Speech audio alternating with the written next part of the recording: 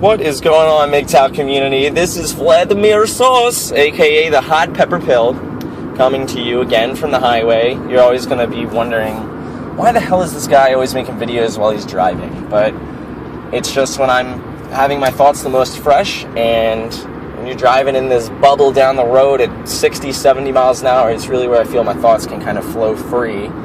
And it's just a good way of making videos. It's actually good audio quality in the car as well, it sounds like.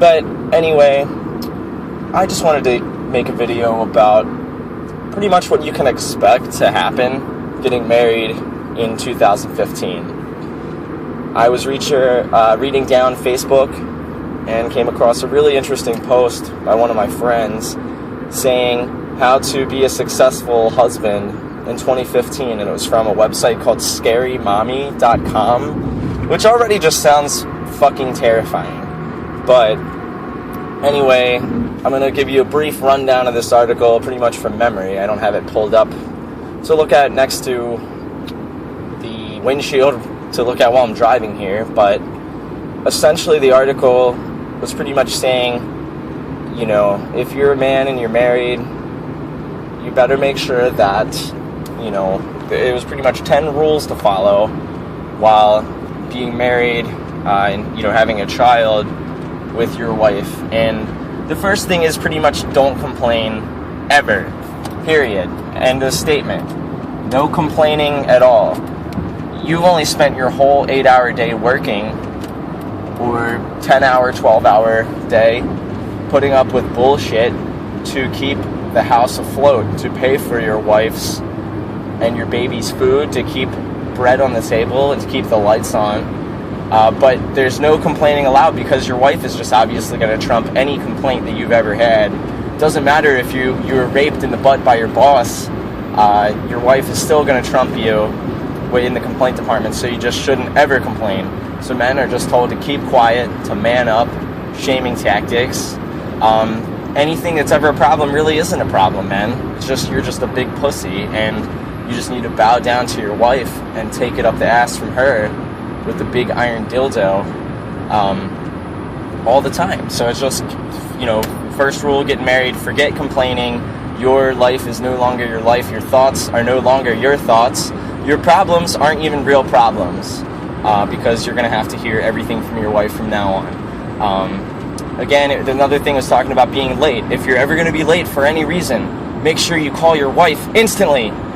And it made a comparison of if your boss told you to do 11 pull-ups and you're doing number 10, and all of a sudden they're like, I actually need 8 more pull-ups from you, so now I want, 19 pull-ups, to give your wife a call beforehand before you're getting told to stay late at the last minute. Again, it's all just keeping tabs on you, knowing where you are at all times. Expect to be on a leash with your wife. You're going to have to call her. It doesn't matter if your company is like, hey, put down your phone, this is work time.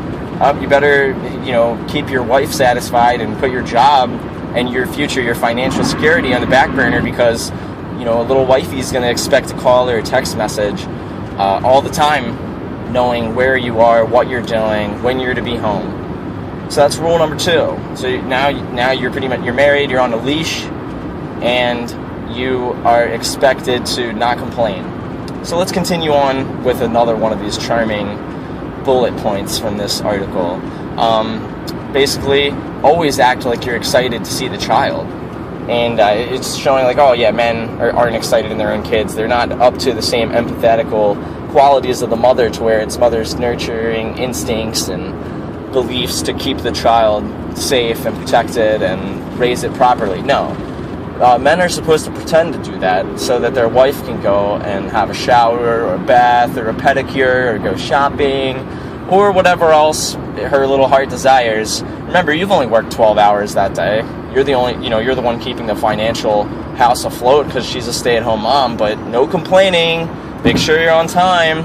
And now we're up to make sure that you take the child and, just pretend like it's not even that you love it. It's already shameful to show that the mother's intuition is so much more great than the father, to where you're expected to come home and pawn it off. And there's another part to this bullet. It's a completely different other topic, but it mentions that the mom, don't sit down when you're off work. It's not time to relax.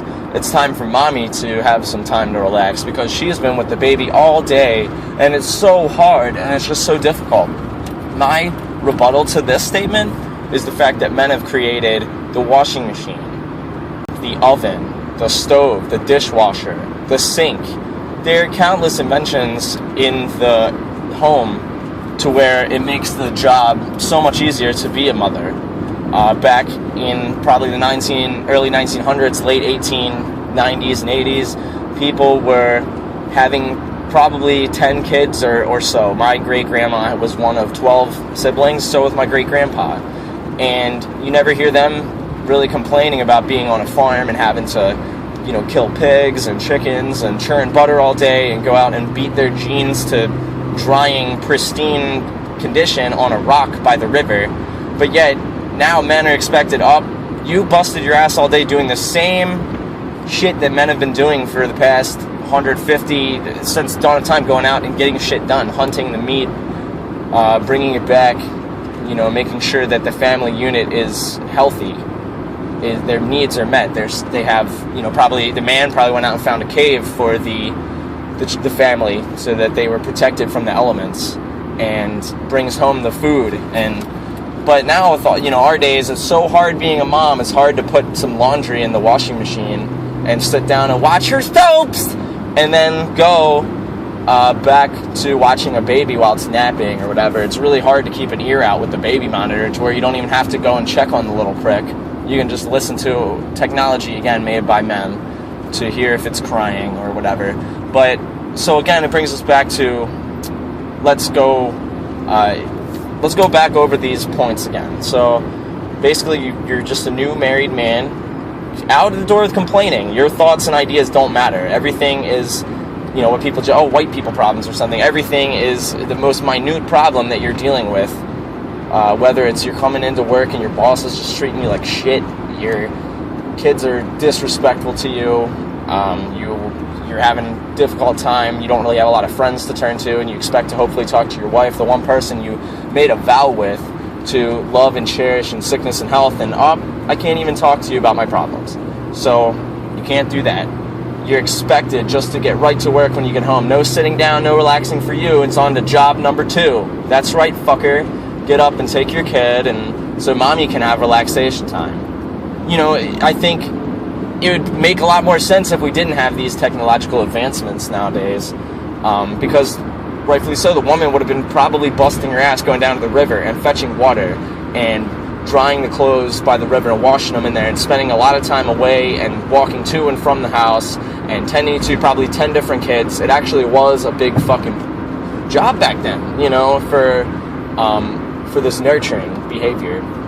And now it's your job to work and to come home and to raise. So you better man up, suck it up, no complaining, and because your wife's just going to trump every complaint you could ever have about how hard her life is. And the baby was crying, and so she couldn't really get a full 2-hour nap. She only got an hour and a half nap.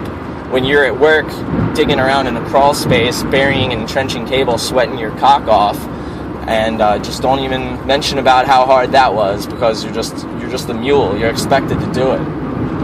You are their slave.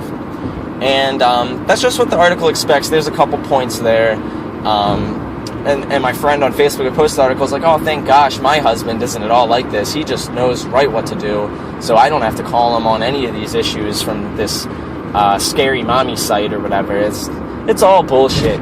But my point is, men, you got to wake up in 2015. If you want to get married, it's pretty much getting your dick cut off and being castrated, because that's what kind of awakening you're in for. Take a look at this scary mommy site, and it's some of these other posts that you'll see on Facebook constantly, and tell me I'm not wrong. You are going to be in for a shitty time with children and with a wife.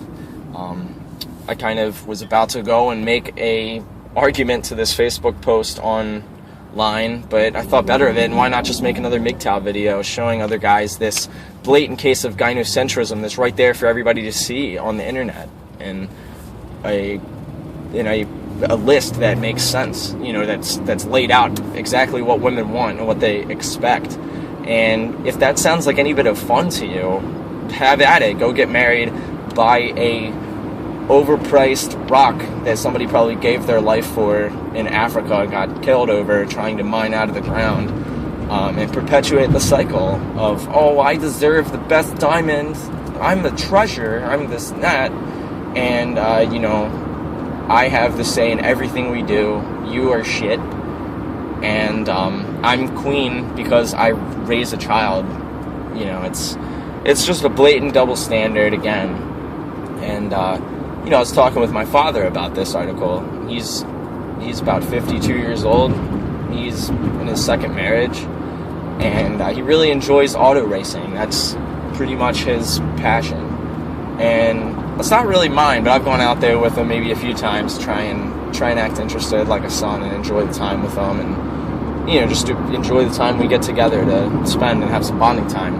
But he was telling me about how my stepmom has only gone probably one time for maybe 10 minutes, just because it's not really his thing. And he's kind of been mentioning to me after I told him about this article and how I was reading it, and was almost about to get in an argument with this chick on Facebook and say fuck it if she deletes me or whatever. It's her prerogative to post these things and to continue spreading the lies of gynocentrism around and the trap of getting married and keeping it set.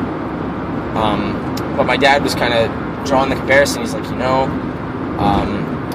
it's just, what am I doing? I get married and I really should have been focus on my first son and me and on myself and my own goals and working on my job, and I'm still getting over this ex and but he jumped into another marriage, and he was admitting this to me today that through all this sacrifice, through all the things that he has kind of put to the table, he owns his own company, he is busting ass, he's made every dollar that he's earned every dollar that he's made by his blood, sweat, and tears. He's in there 4 a.m. every day pretty much at the shop trying to get new jobs. He can fix almost anything, I just don't have the brain or the same skill set he does.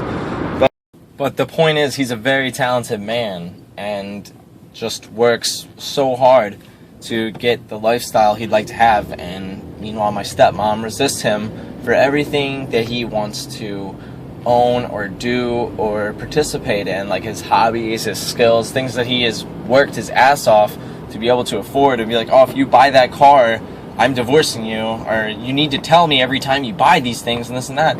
I'd be like, bitch, this is my business that I started myself. Like, I basically own this business and am the reason why you're entitled or feel entitled to this lifestyle that I have built for us.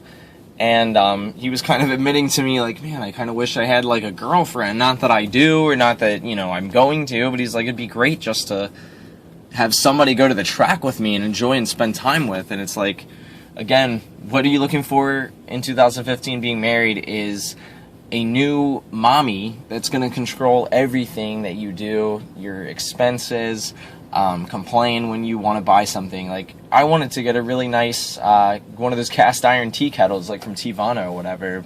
It's kind of a whim I had, and my ex is like, God, you're going to spend all that money on this thing and this and that? And what really she was saying is, oh, you're going to spend this on a teapot, but you're not going to go and take me out to dinner or buy me a gift or this and that. It's something for you. Ugh. And at the time, I kind of thought she was trying to help me with finances, but now I see it in a different light, and she was trying to be controlling. And it's just, that's what women do, is control, control, control.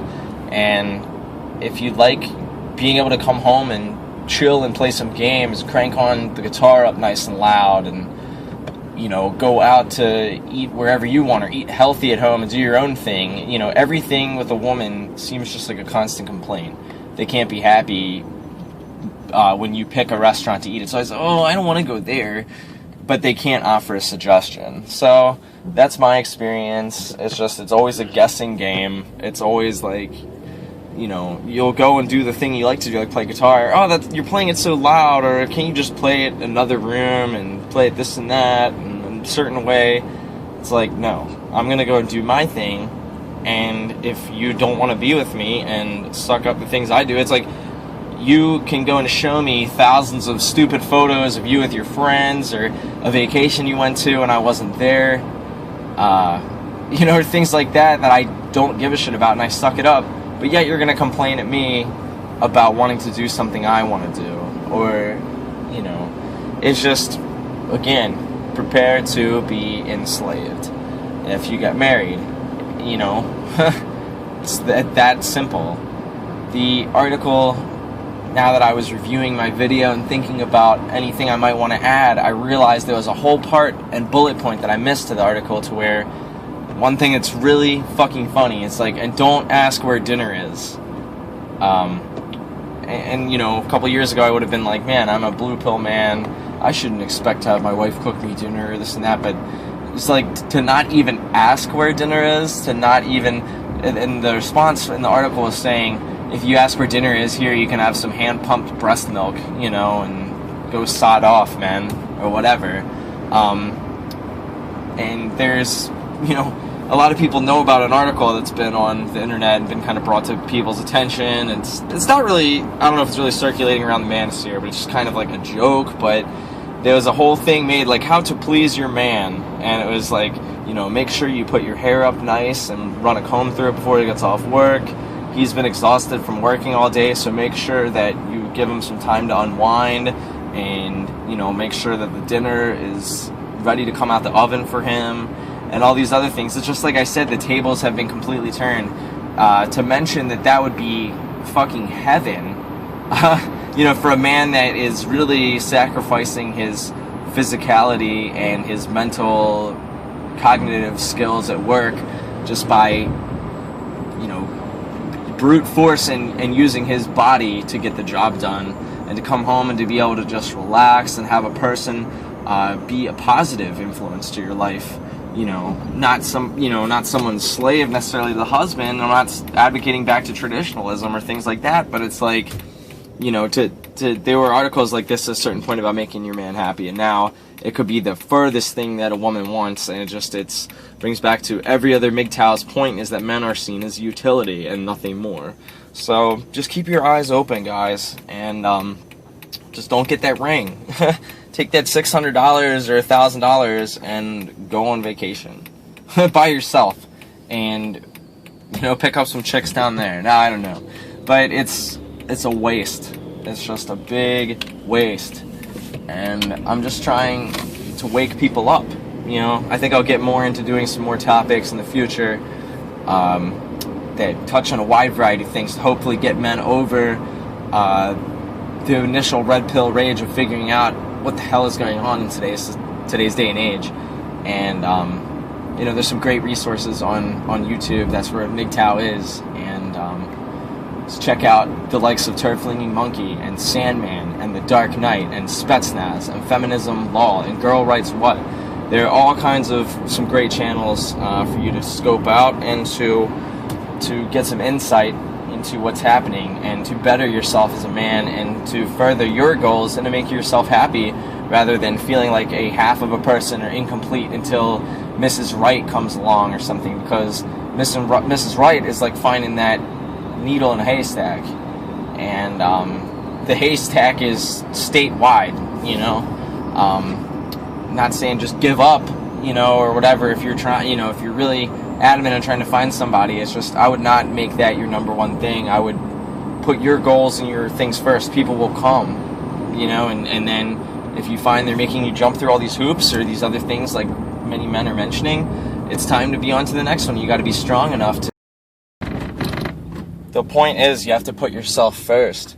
If you're constantly putting your own needs and desires on the back burner in hopes of finding some woman, you're just doing yourself a big disservice, because you're gonna wake up and feel like, wow, I could have been this person, had this degree, this background, this job, this career, this fulfillment, and you've sacrificed so much for a person's happiness that's not your own, and they can just pull the plug on the whole relationship and flush it down the toilet, leaving you feeling terrible and have to rebuild yourself back up again from square one, when you may have thought you found the one, or think it might be the only girl that's going to be for you. It's really not going to be. people will come and go. To get married in this day and age is like putting 50% on, it's 50-50. It's putting it all on black or it's putting it all on red, because the chance of getting divorced is 50%, or higher. Some people are probably miserable in marriage and don't want to go through the hassle of going to the divorce court and jumping through all those hoops in the circus to just have your kids taken away and get married. So you're left walking on ice that's melting underneath your feet in your house, where you're going to sink into the Arctic and be left. It's 50-50 there. It's, if you think it's wise to go to the casino and put your life savings and your house and your kids and your future and be like, yeah, let's just go black, double or nothing, because of a potential of being happy or feeling a chemically induced altruism, or just when you're in love, you feel these intense feelings of attraction and lust and just, you feel great, but it's superficial. It's your pharmacy in your brain pumping you full of endorphins and dopamine and serotonin and all these other feel good proteins, or all these things, and you're just bombarded with all these chemical reactions going on, leaving you confused. And when that relationship inevitably fails, you're either left with walking around on eggshells trying to please wifey dear, and everything you want is put on the back burner, your dreams, your life, your goals. And I saw a post recently, or a quote in one of the schools I was working in, that said, the person who lets their dreams die is like a bird that's incapable of flying. And when you settle down and pick somebody, you're kind of letting your dreams die. You're letting them take over what you want, and being a utility. So think about these things. And that's all I really have time for. This is probably one of the longer ones, but this is Vladmir Sauce, the hot pepper pill, and wishing you a fantastic weekend. It's Friday, it's August, and enjoy the weather. Get out a book and read, enhance your mind, and relax, and I'll see you next time.